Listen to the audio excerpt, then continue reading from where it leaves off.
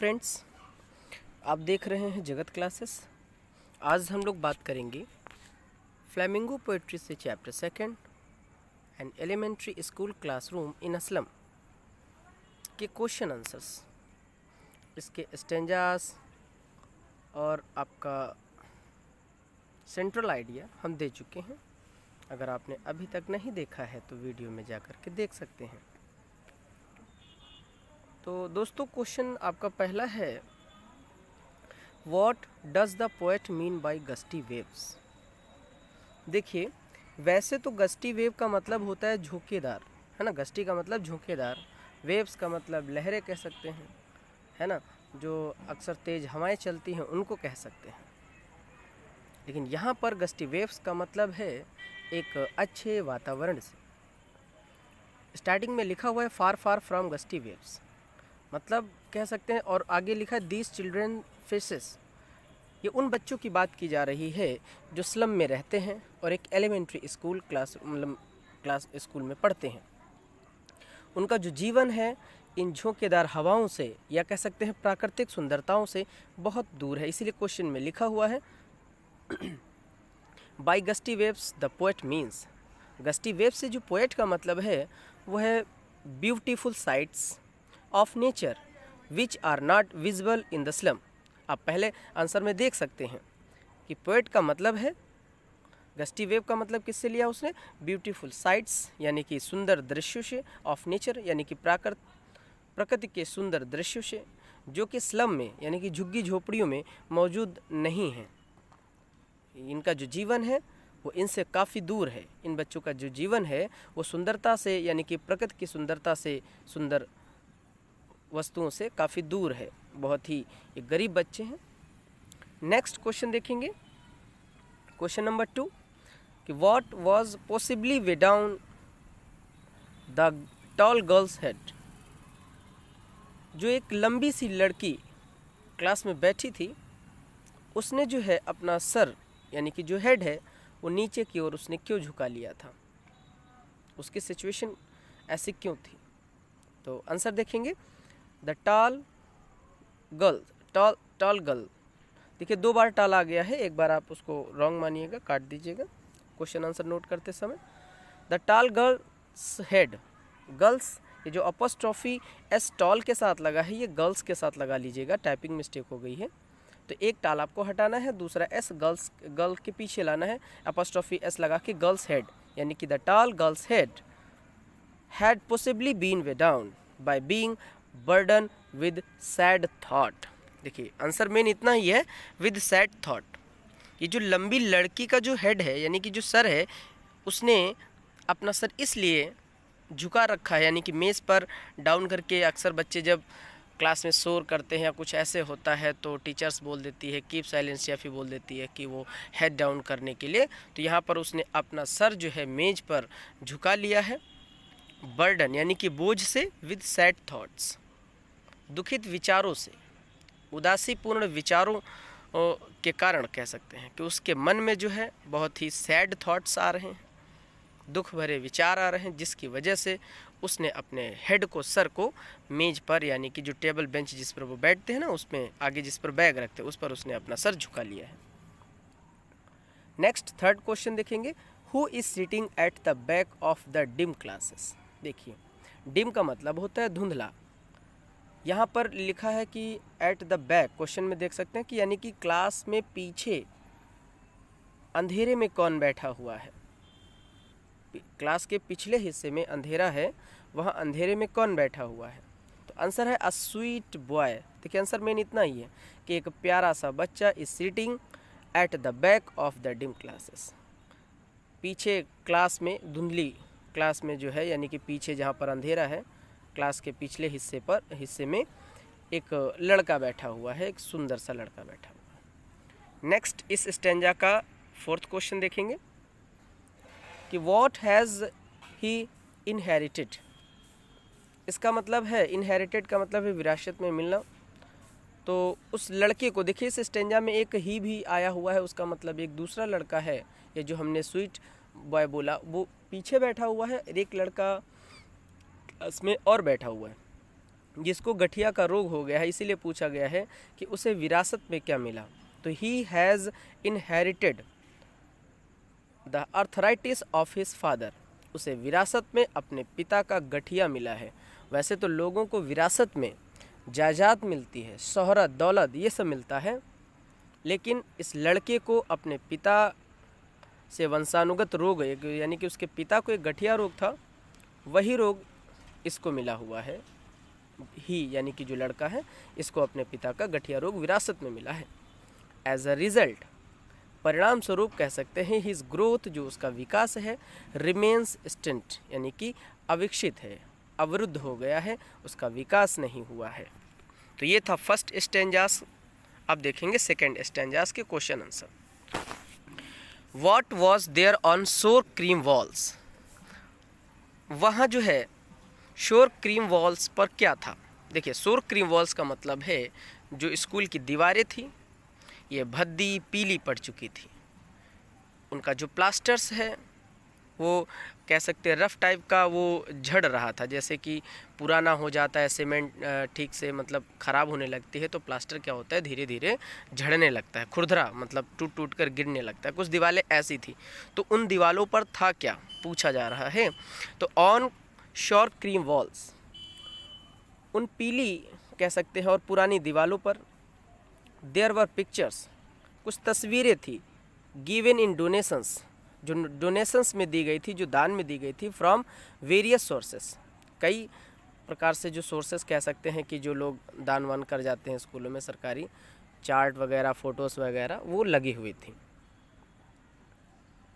मतलब उसमें जो है दुनिया के नक्शे, जैसे कह सकते हैं कि भारत का मानचित्र, महासागर और संसार के सुंदर चित्र, ये सब उस पर छपे हुए थे, जो दान में मिले हुए थे, वो सब दीवारों पर टंगे हुए थे।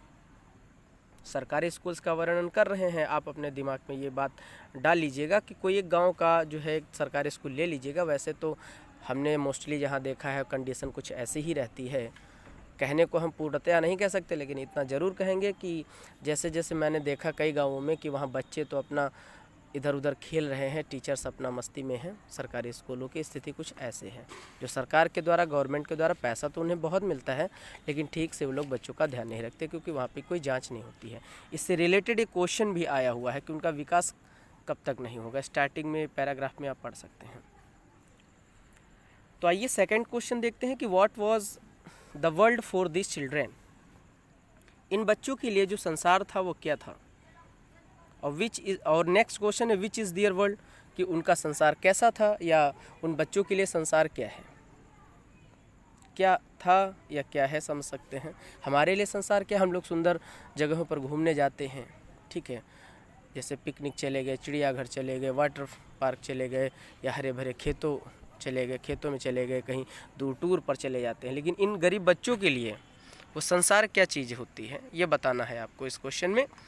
तो their world is like unpleasant classroom, उन बच्चों के लिए उनका जो संसार है वो क्लास का जो अनप्लीसेंट माहौल है, ठीक है, दुखद कह सकते हैं, प्लीसेंट मतलब होता है सुखद और अनप्लीसेंट का मतलब दुखद। वो बस जो एक क्लास रूम होता है वही उनका एक संसार है, जो वैसे तो बहुत ही दुखद है, यानी कि वहाँ उनको बहुत ही घुटन महसूस होती है, लेकिन गरीबी के कारण उन्हें मजबूरीवश वहाँ रहना पड़ता है। And it's window amongst the dirty surroundings of the slum, और जो उन स्कूलों की जो खिड़कियाँ हैं, अगर वो उनसे बाहर झांकते भी हैं, वैसे तो वो क्लासरूम उनके लिए बैड फीलिंग्स का मतलब कारण ही समझ सकते हैं कि वो कुछ देख नहीं सकते, लेकिन अगर वो कह सकते हैं कि अगर देखना भी चाहें खिड़कियों से तो उनको क्या दिखाई देता है, डर्टी सराउंडिंग्स, एक गंदा वातावरण ऑफ द स्लम, झुग्गी और झोपड़ियों का। मान लीजिए क्लासरूम का अंदर का जो वातावरण है वो तो अच्छा नहीं है, लेकिन अगर वो बाहर झांकना चाहें कि खिड़कियों से कुछ उनको अच्छा दिखाई दे, अच्छा देख पाएँ, प्रकृति की सुंदरता देख पाएँ, लेकिन वो नहीं देख पाते हैं, क्योंकि जब बाहर वो देखते हैं तो उनको एक गंदा कह सकते हैं वातावरण मिलता है, डर्टी सराउंडिंग्स मिलती है। कितनी ही दुखद ये है, दुखद है, लेकिन कोई बात नहीं, आगे देखेंगे कि who are the children referred to here. इस जो स्टेंजा में एक चिल्ड्रन आया हुआ है वो किसको रिफ़र कर रहा है, देखिए जो चिल्ड्रन है हम नॉर्मली कह सकते हैं उन बच्चों, गरीब बच्चों के लिए ही किया जा रहा होगा, है ना। तो क्वेश्चन में भी वही लिखा हुआ है, the children refer to here, ये क्वेश्चन से ले लिया, आर द पुअर चिल्ड्रन, गरीब बच्चों का, लिविंग इन असलम, जो झुग्गी झोपड़ी में रहने वाले गरीब बच्चों के लिए ही इस चिल्ड्रन का उपयोग किया गया है, चिल्ड्रन शब्द का उपयोग। तो ये थे आपके सेकेंड स्टेंजास के क्वेश्चन आंसर। आइए अब देखते हैं थर्ड स्टेंजा के क्वेश्चन आंसर। पहला क्वेश्चन है what is the bad example and why. देखिए बच्चों के लिए कह सकते हैं कि वो बैड एग्जाम्पल क्या था, या वो जो राइटर होता है उसके लिए यहाँ पे मोस्टली कि बैड एग्जाम्पल क्या था और क्यों था, है ना। तो क्लासरूम में क्या टंगा हुआ था, जो मैप्स वगैरह टंगे हुए थे, वही मैप्स किसके थे, जैसे कि किसी पे जहाज बना हुआ, शिप बना हुआ, किसी पे सन बना हुआ, जैसा कि आंसर में लिखा है the map with ships and sun is a bad example. Chart पर बने हुए जो जहाज और जो सूर्य, अच्छे मतलब सूर्य का चित्रण हुआ था, अच्छी अच्छी चीज़ों का जो चित्रण था, इनके अलावा भी समझ सकते हैं इज़ अ बैड एग्जाम्पल, ये एक बैड एग्जाम्पल थे। हालांकि उन मैप्स के द्वारा बच्चों को एक सुंदर दुनिया का आभास कराने के लिए वो टांगे गए हैं कि हमारा संसार ऐसा है ना, लेकिन उनके लिए तो वो बैड एग्जाम्पल था, क्योंकि वो बाहर की दुनिया कभी वो देख ही नहीं सकते थे, वो वही बस चार दीवारों के अंदर जो चार्ट टंगे हैं उन्हीं को देख रहे थे। तो ये तो उनके लिए बैड एग्जाम्पल है, क्योंकि वास्तविक दुनिया तो वो कभी देख ही नहीं सकते ना। दैट लव टेम्प्ट, टेम्प्ट का मतलब होता है लुभाना, जिसकी वजह से कह सकते हैं कि वो प्रभावित होते थे, देम टू स्टील, उन्हें चुराने के लिए। भाई उन्होंने कभी वास्तविकता में तो देखा नहीं, उनको छुआ नहीं, तो उनके मन में जो फीलिंग आती है कि हम कभी भी मौका मिलेगा तो हम इन चीज़ों को चुरा लेंगे, अच्छी लगती थी, क्योंकि उन्होंने कभी देखा तो था नहीं। नेक्स्ट क्वेश्चन देखेंगे, हाउ इज़ इट अंडरस्टूड, ये कैसे समझ सकते हैं या समझा जा सकता है that the children are physically weak, कि चिल्ड्रन जो थे, जो बच्चे थे, वो शारीरिक रूप से कमज़ोर थे। और दूसरा क्वेश्चन है which image is use to describe the poverty of this children, और कैसी इमेज ये डिस्क्राइब कर सकती है बच्चों की गरीबी को, उन बच्चों की गरीबी को किस इमेज के द्वारा हम डिस्क्राइब कर सकते हैं। तो देखिए the image is use to describe the poverty of this children, ये क्वेश्चन से हमने ले लिया, यानी कि उन बच्चों की गरीबी का वर्णन हम इस इमेज के द्वारा कर सकते हैं, या इस प्रकार कर सकते हैं। और skin peeped through bye bones, मतलब जो बोन्स हैं, जो हड्डियां हैं, वो कुपोषण की वजह से इतने दुबले पतले हैं कि उनकी जो हड्डियां होती हैं वो स्किन से झलक रही, स्किन में झलक रही, मतलब दुबले पतले होने की वजह से उनकी हड्डियां जो हैं वो बाहर की ओर झांक रही हों, समझ लो झलक रही हों। And spectacles of steels with mended glass, और उन लोगों ने जो चश्मे पहन रखे हैं मेटल के हैं, उनका जो फ्रेम है कह सकते हैं कि वो स्टील का है, लेकिन उनमें ग्लास नहीं है, जैसे कि किसी अमीर लोगों के द्वारा वो टूट जाने के बाद फेंक दिया गया होगा। तो इन बच्चों को, भाई बच्चों को क्या मालूम, उन्होंने कभी सुंदरता तो देखी नहीं थी, तो वो उनको जो मिलता गया कूड़े कचड़े में, कूड़ा कचड़ा बीनते थे, तो उनको जो मिलता गया वो अपना उठा के एंजॉय करने के तौर पे कह सकते हैं कि उन्होंने अपना जो चश्मा उनको मिला होगा, जो वो पहन रखे होंगे, उसी में खुशी मना रहे थे, लेकिन उसमें ग्लास नहीं थे, टूटे हुए ग्लास, सिर्फ फ्रेम कह सकते हैं, फ्रेमिंग में थे वो जो अपने चश्मा लगाए हुए थे। नेक्स्ट क्वेश्चन देखेंगे, what does the poet want, poet क्या चाहता था। The poet wants to blot their maps, poet जो है उन मैप्स को उखाड़ फेंकना चाहता था, वहाँ से हटा देना चाहता था, with slums as big as dooms, उस जो झुग्गी झोपड़ी में या जो स्कूल में जो मैप लगे थे उनको वो हटा देना चाहता था, क्योंकि एज बिग एज डूम्स, जो वो उनके विनाश का कारण बनते। यानी कि बच्चे जब उस मैप्स को देखते तो उनके अंदर वो फीलिंग आती, वो दुनिया जो कभी नहीं देख सकते थे, लेकिन वो उस चित्रों को देख देख करके उनके अंदर फीलिंग तो आती ही होगी कि दुनिया ऐसी होगी वैसी होगी, तो उनके अंदर चोरी का लालच बढ़ता होगा, है ना। तो वो इसलिए उसको हटा के फेंक देना चाहते थे, जो उनके विनाश का कारण बने। एज बिग एज डूम का मतलब होता है, कह सकते हैं, विनाश का कारण। अब चौथा क्वेश्चन देखेंगे, identify and name the figure of speech used in line 3 तीसरी लाइन में कौन से फिगर ऑफ स्पीच का यूज़ किया गया है। तो देखिए तीसरी लाइन्स में जो है the figure of speech used in line 3 is a simile. जो तीसरी लाइन है उसमें जो फिगर ऑफ स्पीच है वो सिमिली है, क्योंकि एज द मेंडेड ग्लास। देखिए सिमिली का जब डिफिनीशन होता है, simile is a comparison made between two object, है ना, उसमें लाइक सो एज ये वर्ड्स यूज़ किए जाते हैं।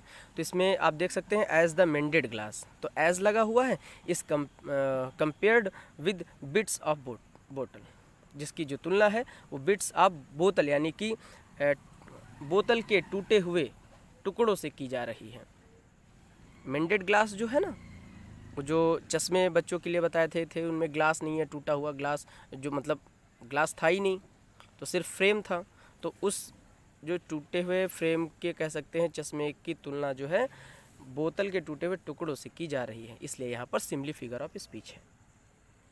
अब देखते हैं लास्ट स्टेंजा के क्वेश्चन आंसर कि how can this map become their window.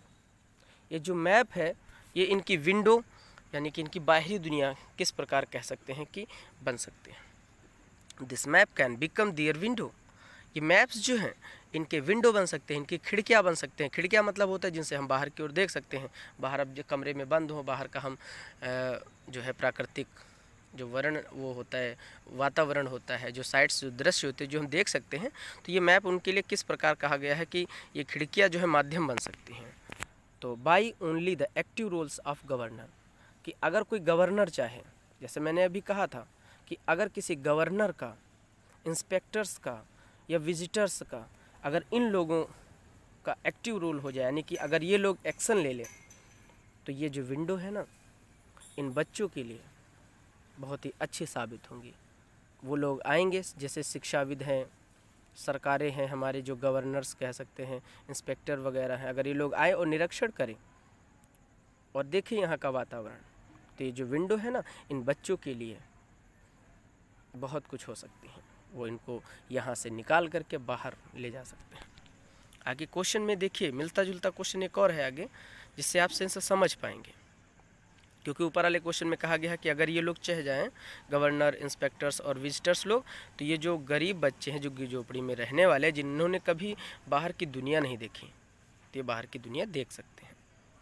Second question में what must be broken according to the poet, poet के अनुसार किस चीज़ को तोड़ ही देना चाहिए, या फिर what is meant by brick o brick. देखिए क्वेश्चन में आया हुआ है ब्रिक ओ ब्रिक, चौथी लाइन में, स्टेंजास में देख सकते हैं चौथी लाइन में ब्रिक ओ ब्रिक आया है।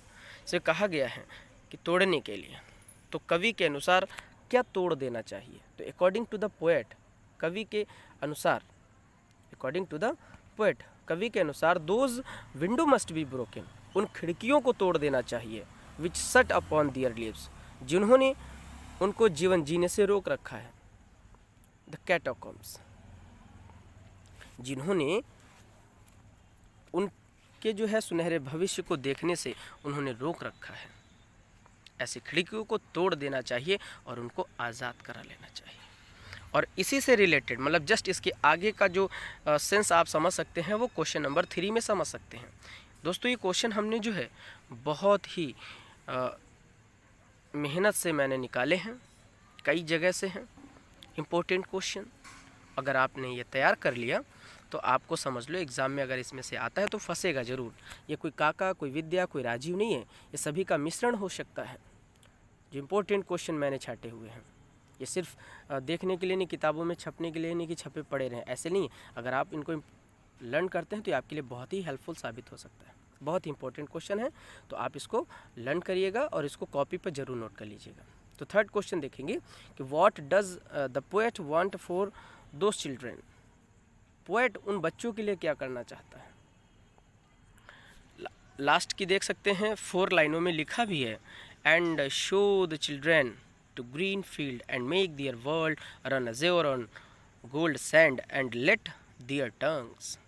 लास्ट की 4 लाइन में इसका मतलब आप समझ सकते हैं। The poet wants to show, कवि जो है वो दिखाना चाहता है, दोस्त चिल्ड्रेन उन बच्चों को, द ग्रीन फील्ड हरे भरे खेत दिखाना चाहता है, एंड मेक देम फ्री और उनको आज़ाद कर देना चाहता है, टू रन दौड़ने के लिए, अज़ोर, अज़ोर का मतलब होता है नीले आसमान के नीचे, ऑन गोल्ड सैंड सोने जैसी मिट्टी पर, धूल पर दौड़ने के लिए नीले आसमान के नीचे। वो चाहता है कि हम बच्चों को आज़ाद कर दें और बच्चे खुले आसमान के नीचे, इसका मतलब खुला आसमान भी कह सकते हैं, अज़ोर, और सोने जैसी रेत पर वो खूब जो है घूमे टहले and provide them best education, और उनको एक अच्छी एजुकेशन देना चाहता है। तो ये थे क्वेश्चन आंसर चैप्टर 2 पोएट्री से, जो बहुत ही इम्पोर्टेंट है। अगर ये आपको थोड़ा सा भी हेल्पफुल लगे हैं तो हमारे वीडियो को लाइक कीजिएगा, और अगर अभी तक आपने हमारा चैनल सब्सक्राइब नहीं किया है तो सब्सक्राइब कर लीजिएगा, और अपने दोस्तों को ये वीडियो शेयर करना ना भूलिएगा। तो मिलते हैं एक नए वीडियो के साथ, तब तक के लिए नमस्कार, bye bye, thank you for watching my videos.